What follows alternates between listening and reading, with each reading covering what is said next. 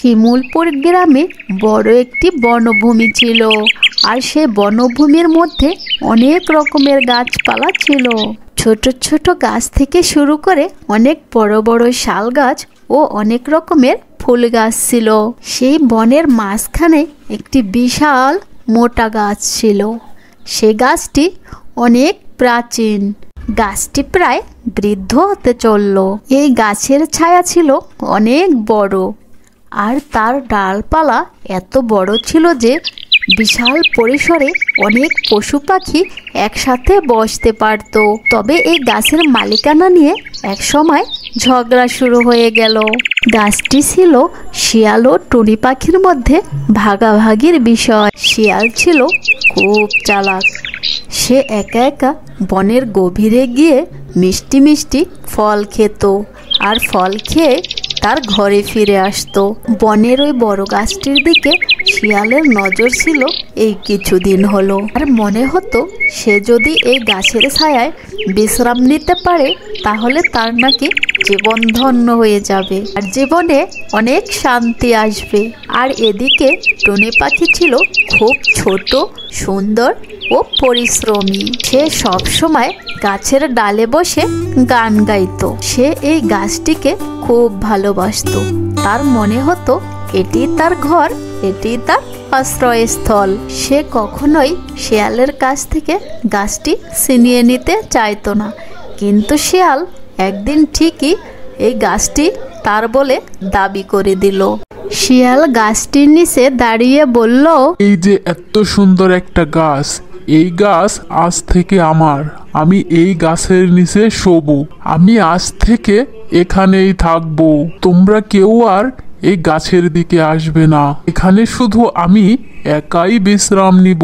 টুনি শিয়ালের কথা অবাক হয়ে শুনল।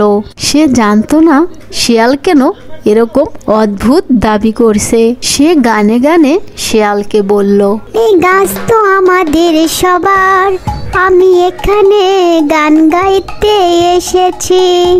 আর শিয়াল ভাই, তুমি এখানে শুয়ে বিশ্রাম নিতে চাও, কিন্তু আমাদের মধ্যে এই গাছটি ভাগাভাগি করা উচিত। এই টনি ভাই, তোমার গানের গলা তো সেই কত সুন্দর, তুমি গান গাইতে পারো। আমার তো তোমার গান খুব ভালো লেগেছে।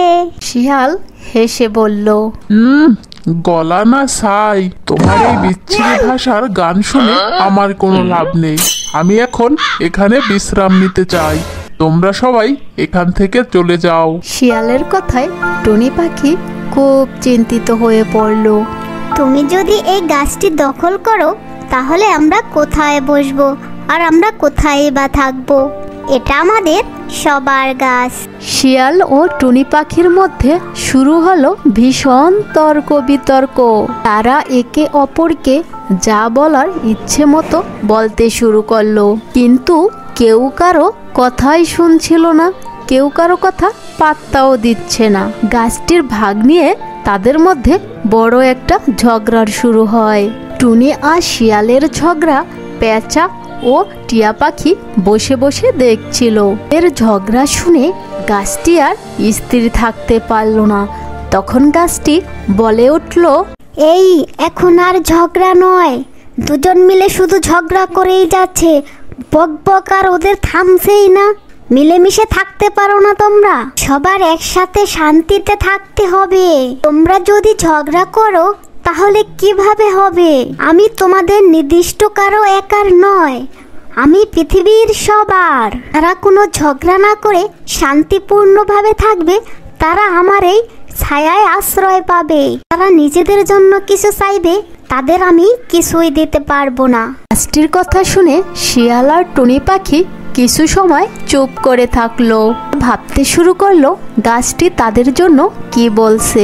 এই মুহূর্তে তারা বুঝতে পারলো যে নিজেদের মধ্যে ভাগাভাগি করা আর একে অপরকে বিরক্ত না করাই সবচেয়ে বুদ্ধিমানের কাজ হবে। এরপরে শিয়াল ভালোভাবেই তার ভুল বুঝতে পারলো। সে টুনিকে সরিও বলল, টুনি, সরি রে ভাই, আসলে আমি বুঝতে পারিনি। আমি আমার দাপটে অনেক অন্যায় করেছি, অনেক ভুল করেছি। আমি আর তোর সাথে এই গাছের ভাগাভাগি করব না। আমরা সবাই মিলে এই আশ্রয়ে ছায়ায় থাকবো। তুই আমাকে মাফ করে দিস টুনি। আচ্ছা ঠিক আছে শিয়াল ভাই, কোনো ব্যাপার না। তুমি যেহেতু তোমার ভুল বুঝতে পেরেছো, আমার কাছে আর মাপ চাওয়ার দরকার নেই। তোমাকে আমি অনেক আগেই ক্ষমা করে দিয়েছি। আজ থেকে আমরা ভালো বন্ধু। তোমার বিপদ হলে আমি এগিয়ে আসব, আর আমার বিপদ হলে তুমি এগিয়ে আসবে। এভাবেই আমরা জীবনযাপন করব। আমি অনেক খুশি হয়েছি যে তোমরা এত সুন্দরভাবে তোমাদের নিজেদের ভুল বুঝতে পেরেছো। Best of luck Tuni and শিয়াল। এরপরে টুনি আর শিয়াল সেই গভীর জঙ্গলের ভিতরের দিকে যায়, আর সেখানে গিয়ে তারা সেই ফল গাছের কাছে যায়। ফল গাছের কাছে গিয়ে শিয়াল বলে, এই দেখ টুনি, কত সুন্দর ফল। এতদিন আমি লুকিয়ে লুকিয়ে একা একা এই ফলগুলো খেতাম। এই ফলগুলো ভারী মিষ্টি, কিন্তু আজ থেকে তুই আমার বন্ধু, তাই তোকে এই গভীর জঙ্গলে নিয়ে এসেছি তোকে ফল দেব বলে। নে টুনি, খাওয়া শুরু কর। এরপরে তারা ফল খাওয়া শুরু করে।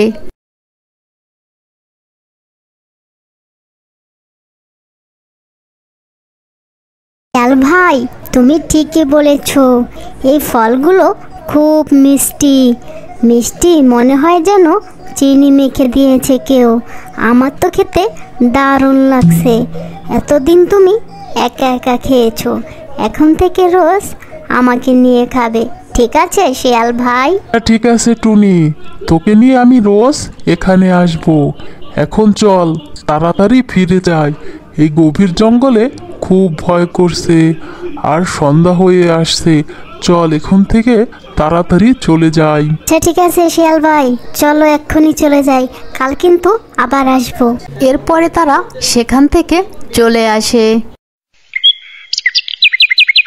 এই দাঁড়া দাঁড়া দাঁড়া, এই তোদের মুখ এত লাল কেন রে? তোরা কোথা থেকে কি খেয়েছিস বলতো আমাকে? কোনো ফল টল চুরি করেছিস নাকি? মামা, তুমি কি যে বলো না, তুমি থাকতে এই জঙ্গলে আমরা কেউ চুরি করার সাহস পাই?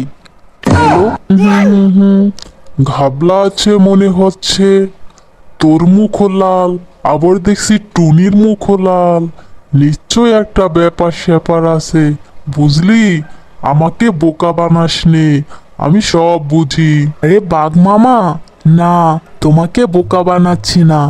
হয়েছে কি, টুনি আর আমি আমাদের ওই ঘরে রং রং খেলছিলাম, তাই আমাদের দুজনের মুখেই ভরেছে।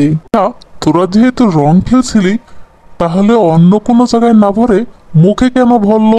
এই বাঘ বেটাকে কি যে বলি, এখন সব ধরে ফেলছে। এখন যে কি যে করি, শিয়াল একটা বুদ্ধি বের কর, বুদ্ধি বের কর, না হলে এই বাঘ বেটার হাতে তোকে মরতে হবে। কিরে, চুপ করে কি ভাবছিস? বল আমাকে, কি করেছিস তোরা? আরে বাঘ মামা, কিছু না, আমরা দুজনে নতুন বন্ধুত্ব গড়েছি তো, তাই ও আমাকে রং মাখাচ্ছে, আমি ওকে রং মাখিয়ে দিয়েছি। এই হচ্ছে ব্যাপার, বুঝলে মামা? ও তাই বল, আমি তো ভাবছি আমার গাছের ফল চুরি করেছিস বুঝি তোরা। ঠিক আছে, যা। এরপরে টুনি আর শিয়াল বাঘকে বোকা বানিয়ে সেখান থেকে চলে যায়। বন্ধুরা, গল্পটি তোমাদের কাছে কেমন লেগেছে কমেন্ট করে জানাতে ভুলবে না কিন্তু।